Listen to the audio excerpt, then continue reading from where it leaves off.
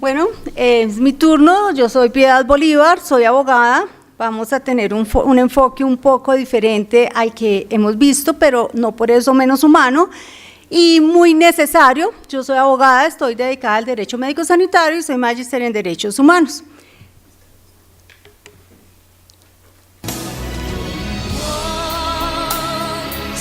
¿Qué hacer cuando el paciente muere en casa?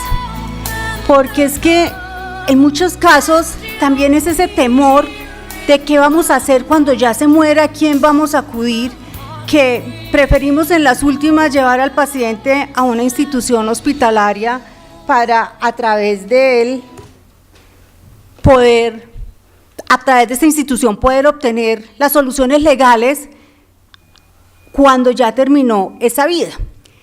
Hay una definición que nos da Irving Goffman, que es citada por el padre Llanos Escobar, y él nos habla de una institución total. En esa institución total, ese es el lugar en el cual hay una mezcla de personas que residen, con personas que están trabajando, todas están desempeñando un rol diferente y ellas van a estar por un periodo que es bien importante en sus vidas. Y acá entonces se compara, y ellos también han comparado, esas instituciones totales, las clínicas, los hospitales, con las cárceles, con los sitios de reclusión por sanciones, de esos sitios de reclusión donde nos llevan temporalmente a un proceso de desintoxicación, pero que si nosotros logramos que los pacientes estén en casa, pues les vamos a garantizar una mejor calidad de vida. Les voy a leer algunas de las frases que que cita el padre Llanos y nos dice: se concentran unos sofisticados recursos médicos que permiten ejercer un control intensivo y continuo sobre los pacientes. Todo se encuentra fríamente calculado para el servicio técnico y servicio de los enfermos. La mente del aislamiento físico y verbal al que es sometido el paciente. Se lo priva de sus vestidos y en pijamado en pleno día queda inmovilizado a merced de cualquier profesional de la salud, estudiante o camillero. Le controlan las visitas, pierde su derecho a la intimidad. Lo examinan muchas personas, lo lavan auxiliares, entran día y noche en su habitación sin tocar la puerta. Es raro el médico que corre la cortina para preservar un poquito la intimidad, aunque ya el doctor Cohen nos recordó que no tenemos la privación auditiva, pone seguro a la puerta o pide permiso al paciente para practicarle una auscultación. Al paciente se lo despersonaliza, no se lo trata por el nombre, sino por el número de su pieza o tipo de enfermedad. No se tienen suficientemente en cuenta sus sentimientos ni sus estados de ánimo. Solo cuentan los datos científicos de su enfermedad, su historia clínica. Lo despiertan varias veces en la noche para preguntarle si está durmiendo bien. Es manejado por normas médicas, a veces inhumanas, que no le permiten ver a sus hijos menores. Se encuentra aislado y desinformado del mundo exterior. Pierde el control del tiempo. Si se encuentra en una unidad de cuidados intensivos, no sabe si es de día o si es de noche. Lo rodea por dentro y por fuera la inseguridad. Con frecuencia ignora su diagnóstico y si se lo cuentan, no entiende ni palabra. No sabe lo que le van a hacer ni cuándo se lo van a practicar. Vive una total incertidumbre, doctores. Entonces, al paciente enfermo, pero más a ese paciente que se encuentra en una enfermedad terminal, debemos protegerle todos sus derechos. Y dentro de sus derechos está el hacer efectivo, apoyarse, coger el bastón de sus creencias en ese momento de su vida. Poder apoyarse en su familia es el único recurso que nadie le puede negar en ese momento. Y no tenemos por qué condenarlo entonces a padecer una enfermedad. Deberíamos acompañarlo a vivir la enfermedad que tiene, pero a vivirla también de una manera digna, tanto para él como para sus cuidadores, como para sus familiares. ¿Qué buscamos con el paciente en casa? Que el paciente esté en familia, acompañado de aquellos con quien quiere estar, nos decían ahora, acompañado de sus mascotas, de aquellos que lo han alimentado en sus últimos momentos, y hoy los psicólogos nos están recomendando mucho que permitamos a los pacientes tener las mascotas, porque es que hasta hace muy poco tiempo las mascotas contaminaban los ambientes, el pelo de la mascota le hacía daño al paciente, pero no teníamos en cuenta también el amor que le dan las mascotas a sus papás y todo el tiempo que también han compartido. Entonces, por el derecho a morir en casa, tenemos también que ser un poquito racionales y tener en cuenta qué es lo que tenemos que hacer cuando permitimos que ese paciente, dentro de la dignidad que se merece, pueda morir en casa. Sí, está al revés y no muevan la cabeza para tratar de leerlo, porque aquí lo que quiero que veamos es, así nos ponemos cuando se muere un ser querido en la casa. Todo está al revés. Pero entonces, ahora que sí ha ido, ¿cuál es el qué hacer cuando nos llega ese día?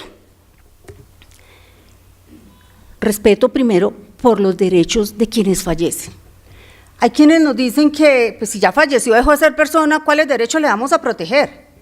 Y perdón, pero es que existe la memoria del difunto. Y esa persona construyó su intimidad para su posteridad. Esa persona construyó una intimidad. Esa persona expuso cuál era su voluntad al momento de fallecer para que fuera cumplida por todas aquellas personas que la conocieron cuando él ya no podía ejecutarlas. Y ahí también van a decir, pero es que él ya se murió. También tenemos derechos de las personas allegadas, de los familiares que le han sobrevivido. Y esos derechos, pues también los tenemos que proteger, y esto lo digo con el tema de la historia clínica, que ahora lo vamos a revisar un poquito. ¿Quiénes deben denunciar la defunción? Pues en primer lugar, los familiares más cercanos mayores, aquellos que tuvieron conocimiento, tuvieron esa noticia. Pero si no tenemos familiares, que hoy es muy común que esa persona fallezca en un sitio para mayores, que fallezca en otro sitio donde está totalmente solo y aislado, pues entonces esas personas también están obligadas al denunciamiento del fallecimiento de esta persona con quienes estaban conviviendo. Y me dicen mucho el médico que lo haya asistido en su última enfermedad. Pero es que acuérdense que en nuestro sistema, ¿quién es el médico tratante? Es el médico que está de turno cuando pedimos la cita. Hoy no tenemos en la ley 100 que le tocó a la doctora Julieta, a mí sí me tocó, les cuento el anterior sistema, hoy no tenemos esa posibilidad de tener un médico, porque además no tenemos recursos para tener un médico particular. La funeraria, porque es que muchas veces la persona fallece y se van directamente a la funeraria porque no saben qué hacer. La funeraria también puede hacer la denuncia de ese fallecimiento. El director o administrador del centro donde estaba, el hospital, el centro de cuidados paliativos donde lo encontraban, la cárcel, esas personas también lo deberían denunciar, o la autoridad de policía que hubiera encontrado el cadáver. Entonces, lo primero es denunciar, reportar la muerte de una persona. ¿A dónde lo vamos a hacer? Entonces, como para reportar, tenemos que diferenciar cuál es la clase de muerte, porque podemos morir de manera natural, o de manera violenta o presuntamente violenta.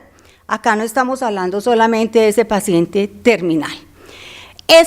¿Ante quién lo tenemos que denunciar? Vamos a ver, porque como tenemos que hacer un certificado de defunción, entonces la primera parte a la que tenemos que acudir es a quien nos tiene que elaborar el certificado de defunción. Y ¿qué es el certificado de defunción? Es aquel documento en el que bajo juramento un médico, un profesional de la salud, cuando no tenemos en una región aislada el acceso a un médico, nos dice, bajo la gravedad del juramento, que una persona falleció y dentro de todas las casillitas nos va a decir la posible causa de muerte de esa persona. Ese documento es gratis. Dejen la información que les estoy dando en una neuronita entre paréntesis porque la vamos a ampliar ahorita. Entonces, ese certificado no nos pueden cobrar nada por expedir ese certificado. Y lo único que tenemos que tener a la mano es el documento de identidad de la persona fallecida. Pero solamente con ese certificado no vamos a tener la posibilidad, con esa cédula no vamos a tener la posibilidad de que nos entreguen el certificado. ¿Por qué? Porque es que ese profesional de la salud está dando fe y para dar fe tiene que tener conocimiento de aquello que está certificando. Entonces, cuando hablamos de una muerte violenta, a esa persona, a ese profesional de la salud, no le consta cuál fue la causa del deceso, solamente hay unos aparentes signos de que hubo violencia. ¿Qué tenemos que hacer? Encontramos el cadáver, no podemos alterar las condiciones en las cuales lo encontramos, que le encontramos un frasquito con unas pastillas, pues nos decían ahora, el suicidio asistido es un delito en Colombia. Si nosotros cogemos ese frasquito, le impregnamos nuestras huellas, estamos alterando la escena de los hechos. Entonces, no podemos hacerlo, tenemos que llamar de inmediato a la policía, tenemos que llamar a la fiscalía, tenemos que llamar a medicina legal y a través de cualquiera de estas entidades, entonces, ellos nos van a ayudar a adelantar los trámites que se requieren. Necesitamos un levantamiento del cadáver a través del CTI y estas personas entonces nos van a ayudar a trasladar el cuerpo a medicina legal. ¿Qué pasa con la muerte natural? Y entonces aquí es donde encuentro las aterradoras presiones que les hacen a los profesionales de la salud, porque tenemos un concepto sobre ese cadáver que todavía lo queremos proteger y nadie quiere que le haga una autopsia y tocar el cadáver es mortificarlo, además es mortificar a la familia, pero no es hacerle daño a ese cuerpo que ya está totalmente inerte, no va a sentir, solamente necesitamos aclarar qué fue lo que pasó con él. Entonces, ese paciente terminal, sabemos de qué se murió. Ese médico que lo ha estado viendo o el último médico que lo atendió sabía cuál iba a ser el final de esa patología que presentaba ese paciente, que iba a estar muy cercana. Ese profesional de la salud sí nos puede certificar, nos puede expedir ese certificado de defunción. Y la norma nos dice que también el médico que haya prestado servicios de salud con anterioridad.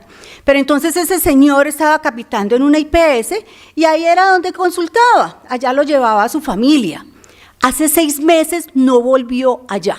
El señor se murió en el centro de ancianos y llega el nieto y nos dice que su abuelo acaba de fallecer, que esta era la IPS donde él estaba capitando, donde le capitaban, entonces que un médico de ahí tiene que expedir el certificado médico. Le consta a este señor profesional de la salud cuál fue la causa de la muerte de ese señor. No le consta. ¿Cómo le vamos a pedir que lo certifique? El certificado de defunción, señoras y señores, es un documento público. Y entonces ahí sí nos va a llegar el familiar de Miami o el de Londres que nos estaban invitando ahora, y cuando él llega, está sospechando de la persona que lo estaba atendiendo acá, que estaba cansadísima con él, solicita la exhumación del cadáver, hacen los exámenes y pueden determinar que ese paciente, esa persona, falleció por un coctelito que le administraron. Y el otro pobre certificó por hacerle el favor a la familia que había fallecido por muerte natural. Falsedad en documento público, doctores. Y yo les insisto mucho porque me pueden llamar hasta el grupo Quincy que lo han hecho y me dice, por favor, tenga compasión con los familiares. Perdón. Y se lo respondo en esos términos. ¿Quién tiene compasión con el médico cuando me lo lleven a la fiscalía y cuando le hagan una imputación de cargos? Entonces, tenemos que actuar de conformidad con lo que nos está exigiendo la ley. Y además la misma normatividad, en la misma seguridad social nos está diciendo qué hacemos. No tenemos por qué pensar, no tenemos con qué pagar un patólogo. Son los mismos familiares quienes deben reportar a la EPS. Y la EPS, dentro de su red de prestadores, tiene que tener, las instituciones tienen que tener los patólogos disponibles para realizar estos procedimientos, sin costo alguno, ni siquiera en el traslado para los familiares de esa persona que acaba de fallecer. Entonces, por favor, volvámonos en multiplicadores de este procedimiento para que no expongamos a los profesionales de la salud, porque así como llaman a los médicos a recomendar al amigo, llaman a Secretaría de Salud, llega el señor de Secretaría de Salud con el carnet, es que yo vengo de Secretaría de Salud, me tienen que certificar, perdónenme. Pero no podemos poner a los profesionales de la salud a incurrir en delitos por amor a los ciudadanos. ¿Qué pasa si ese paciente fallece mientras lo remiten de una institución a otra? Ya sabemos por qué lo remitieron, ya sabíamos que era una enfermedad grave o que necesitaba una atención superior. Entonces, la institución a la cual lo están refiriendo todavía no tiene atención al paciente. ¿Quién debe suscribir, diligenciar ese certificado? La institución que está refiriendo al paciente, la institución que lo está enviando.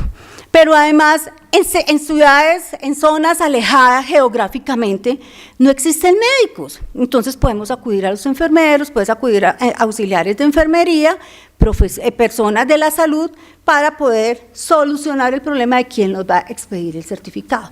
Pero resulta que es que en la casa estaban atendiendo el parto de la señora y lo estaba atendiendo una partera. Y se murió la señora o se murió el bebecito que estaba intentando nacer. Entonces, esta persona tiene que reportarlo a la entidad promotora de salud para que se defina el proceso de patología y poder ordenar la expedición de ese certificado de defunción. Entonces, tenemos dos clases de autopsias, una autopsia clínica y una autopsia obligatoria.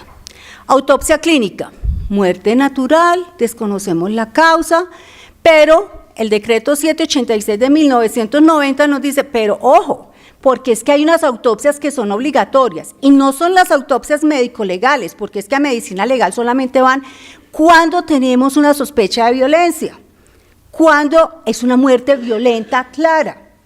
Este decreto 786, mire todas las condiciones, todas la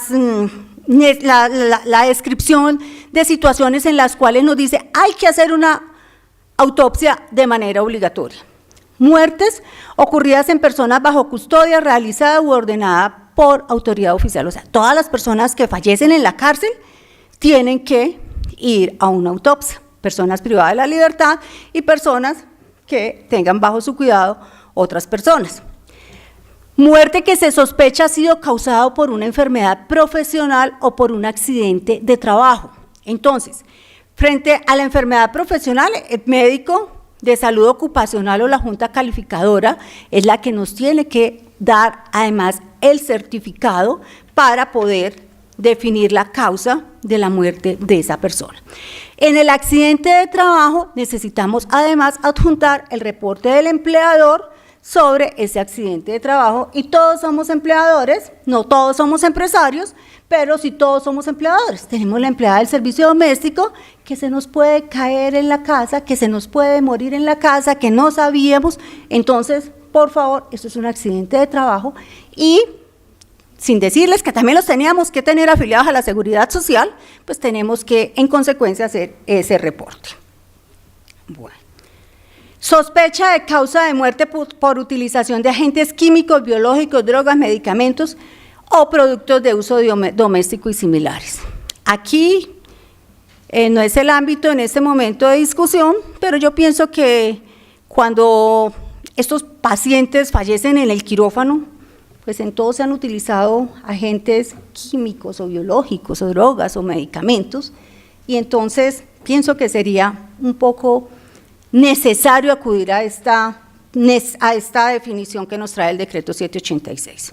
Sospecha de abandono o maltrato en cadáveres menores de edad, sospecha de muerte por un acto médico, muerte de gestantes o del producto de la concepción cuando hay sospecha de una interrupción no espontánea de ese embarazo, y por esto, cuando estamos en la interrupción voluntaria entre las 3 causales, pues tenemos que tenerlas muy bien documentadas racionalmente en la historia clínica. Pero, ok, se murió el paciente y dijimos que es la EPS. Si está en el régimen contributivo, entonces los familiares le notifican, la EPS autoriza el procedimiento para esa autopsia, nos tiene que mantener la red para hacerlo, nos define cómo va a ser, cómo nos van a garantizar el traslado, la realización del procedimiento, la devolución y la información a los familiares de esa persona que falleció. Pero si la persona estaba vinculada al sistema de salud a través del régimen subsidiado, entonces aquí vamos a ver si la causa de la muerte estaba cubierta por el plan de beneficios, entonces vamos a acudir a la EPS subsidiada. Si estaba por fuera del plan de beneficios, entonces tendremos que acudir a la entidad territorial correspondiente para que a través de ellos realicemos ese proceso de la autopsia que hay que realizarle. Entonces ya tenemos la autopsia, ya tenemos el certificado de defunción, que es el que expide el profesional de la salud. Ahora nos vamos al registro de defunción. Ese registro de defunción pues no tiene ningún problema, por lo general nos lo realizan las mismas funerarias, los mismos servicios que hemos contratado previamente, pero si se trata de una muerte violenta, entonces necesitamos autorización judicial para poder proceder a ese registro de defunción. Pero resulta que quien falleció es una persona, un niñito menor de edad, un niñito menor de 1 año, y sus papás no lo habían inscrito en el registro civil en Colombia. ¿Qué hay que hacer? Para poder hacer el registro de defunción hay que hacer la inscripción en el registro civil de nacimiento con los testigos y las sanciones hay que dar lugar por no haber inscrito al niñito dentro de los términos de ley. Término para realizar los trámites del registro de defunción, 2 días. Pero si esa persona falleció sábado o domingo, entonces un día en el que no tenemos las notarías funcionando, entonces se nos va al día hábil siguiente. ¿Qué pasa en los casos de donaciones? Porque es que la voluntad del paciente fue la donación de órganos o la donación de su cadáver. Y eso también lo tenemos que observar y lo tenemos que cumplir, no podemos guardar, engavetar esa voluntad anticipada de esa persona que falleció. Entonces, tenemos que tener muy claro, señores, cuando se trata de un aborto, de seres que no nacieron vivos, a esos seres no les podemos extraer los órganos. Está expresamente prohibido la donación de órganos de fetos no nacidos, nacidos muertos. Pero hoy todos en Colombia nos presumimos donantes. ¿Qué tenemos que hacer? Todos queremos donar. Eso nos presume nuestro Estado colombiano. Pero hay quien lo quiera y eso también se lo tenemos que respetar.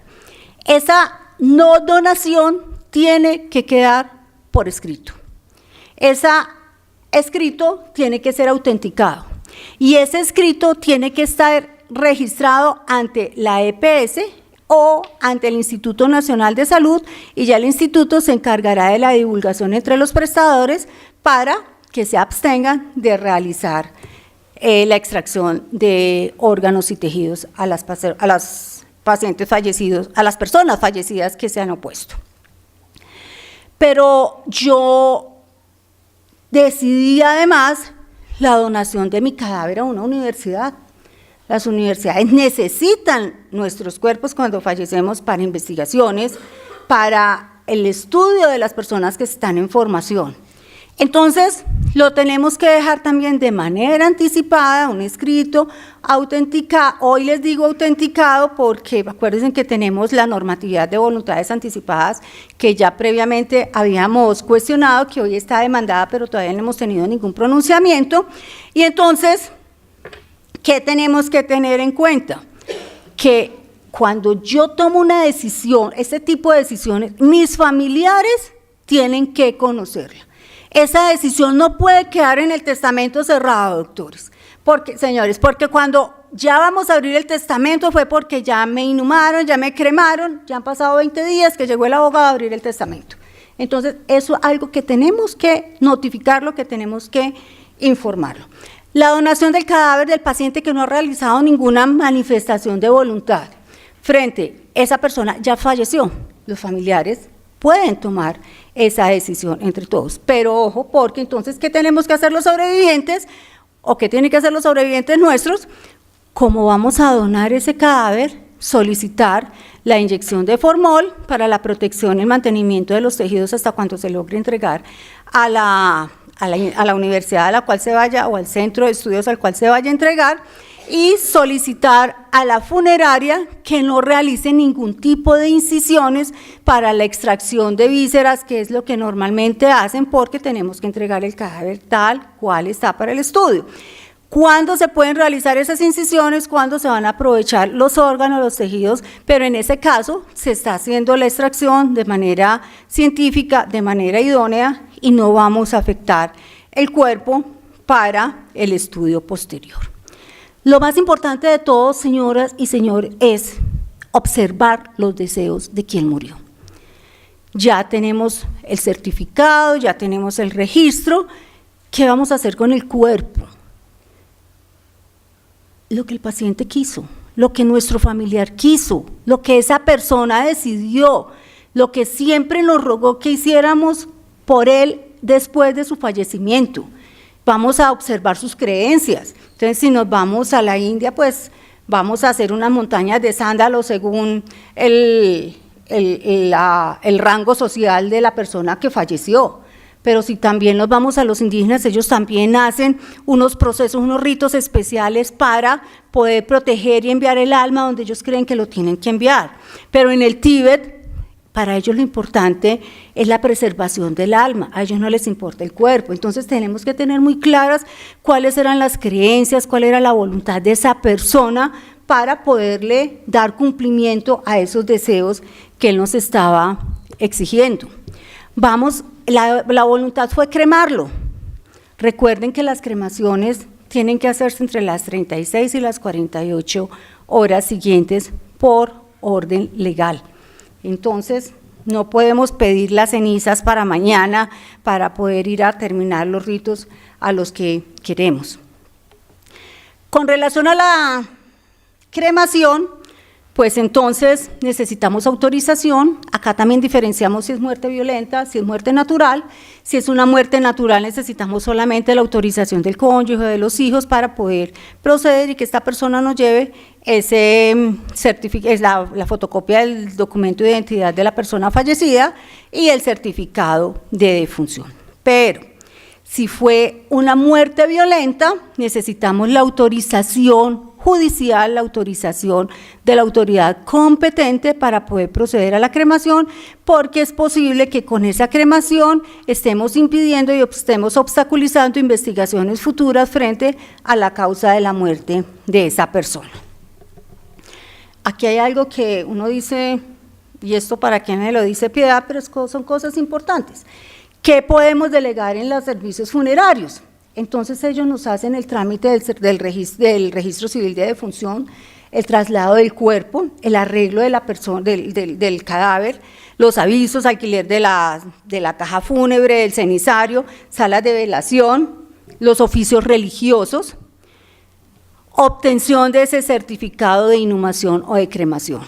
Ese certificado es expedido por el DANE y ellos nos lo van a tramitar y hay que llevarlo al cementerio, al lugar donde se va a inhumar ese cadáver o al lugar donde se va a cremar ese cadáver. Pero resulta, y hoy pues lo manifiesto, para mí esta charla adquirió muchísima relevancia porque mi suegra falleció hace 15 días y fui consciente realmente de la importancia de que sus familiares supieran.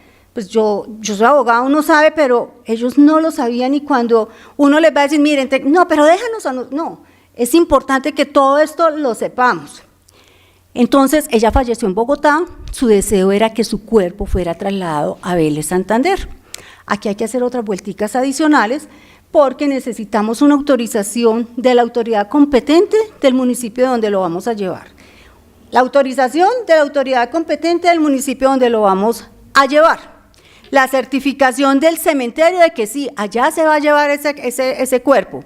Y las anotaciones que en cada ente territorial consideren pertinente. Entonces miren que no es solamente me morí, dejamos una cantidad de diligencias y de trámites pendientes, pero es que también dejamos platica en las cuentas de ahorros. También dejamos platica en los fondos mutuales. También dejamos platica en la cuenta corriente. Entonces, cuando los familiares saben y tienen una tarjetita de débito y le conocen la clave, pues van a la carrerita y sacan la plata. Pero es que el problema es que nos dan solamente, creo que hasta 1.800.000 los cajeros. La ley nos permite que los familiares, los herederos, puedan retirar esos dineros de estas entidades bancarias cuando en ellos hay hasta 55.856.000 pesos, que sirven un poquito para ayudarnos de pronto a los trámites del sepelio. ¿Y qué necesitamos? Necesitamos llevar los registros, los certificados de los registros que nos están acreditando que esas personas tienen derecho frente a los bienes del causante, pero además unas declaraciones juramentadas en las cuales ellos están manifestando que no conocen otra persona con igual o mejor derecho a ellos. ¿Por qué? Porque es que nos puede llegar, con todo respeto lo digo también, el señor no solamente tenía una principal, sino que tenía una agencia y una sucursal. Entonces, ellas también tienen derecho, acuérdense que ya compartimos las pensiones. Entonces, también van a participar de pronto, se acreditan sus derechos en esta repartición de estos dineros. Entonces, por favor, no nos angustiemos, tengamos todos los documentos, saquemos. Cuando nos entreguen el certificado, pidamos que de defunción, pidámonos que no nos entreguen uno, paguemos que nos den otros 5, otros 7, porque es que de ahí hacia adelante se nos vienen muchísimos trámites en los que vamos a necesitar ese registro civil de defunción, el registro de matrimonio, las declaraciones juradas y los registros civiles de nacimiento. Pero también acuérdense que abrimos la caja fuerte a ver si nos dejaron joyitas y encontramos documentos. Por favor, no hagamos caso omiso a esos documentos. Hay que leer documento por documento. Si hay contratos que hay que finiquitar en ese momento y aprovechar la causa de muerte para no tener que llegar a indemnizaciones. Pero si los contratos permitimos que se sigan ejecutando cuando falleció la persona, pues después yo no voy a poder invocar dentro de 2 o 3 meses que por causa de muerte tengo que dar por terminado el contrato, porque se siguió ejecutando. Entonces, estudiemos muy bien los contratos, miremos las causales de terminación. Y a las amas de casa y a los amos de casa, por favor, tenemos contrato con las empleadas que nos ayudan y que nos asisten en nuestros hogares. Cuando esa señora que va a mi casa solamente iba a atenderme a mí, porque yo era la persona que vivía sola en esa casa, es una justa causa para dar por terminado el contrato. Pero es que esa señora puede seguir trabajando con mi esposo. Entonces, ahí ya no es una justa causa para dar por terminado el contrato. O esa señora, como mi suegra falleció en Vélez, la señora del aseo sola y las señoras que la atendían, la que dormía con ella, la enfermera que la acompañaba en la noche, ¿para qué estaban? Para atenderla a ella. Es una justa causa para dar por terminado el contrato. Pero si yo quiero elaborar el duelo y dejar esa casa 3 meses y que la señora del oficio siga yendo otros 3 meses, yo dentro de 3 meses no voy a poder dar por terminado ese contrato, porque se demostró que yo la seguía necesitando. Y cuando yo quiera cerrar esa casa, que había pensado constituir el museo, pues ya en ese momento ya se constituyó una relación con los herederos. Entonces ya no hay una justa causa para dar por terminado el contrato. Y no les estoy diciendo, vulnerémosle los derechos a los trabajadores, no, pero sí tenemos que ponerle fin a todas estas condiciones. No sé qué pasó con la música en esta diapositiva, pero era Unforgettable de Nat King Cole, para todos aquellos inolvidables que se nos han ido. Muchas gracias.